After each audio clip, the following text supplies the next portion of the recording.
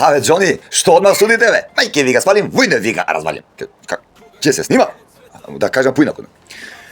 Слушај, пред 2 дена ми звони началник Мики. Ми вика, Миле, у 10 сат навечер. Викам, каде гори началниче? Да не му гори колата на оној поранешниот директор на Зоолошка. Вика, не, Миле, уште пострашно. Што може да биде пострашно? Ми вика, Миле, избегал волк и се шета низ козле, а ти како експерт за диви животиња мора да идеш да го привереш. Ја да одам да го приверам. И мајке му го спалим.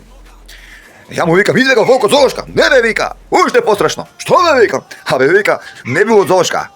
Не бил од Зоолошка. Абе, тоа не е волк, бе, му викам началниче. Абе, тоа е пола куче, бе, и јаде од рака. Така, се гали и се вика стар. Абе, наредов ја отидеме, у козле, 3000 евра квадрат, место да чува кој секој нормален човек. Коза, крава, овца, па и некој заек. Он, волк. Па ќе го стрижи ли волкот? Па нема волкот вуна, па да го стрижи. Мислам, не е таква вуна, капираш? После ми текна мене. Абе, тоа да беше вук, бе. Абе, до сега ќе немаше неколку бишона, па и некоја пудла. Малте зери, такоđe.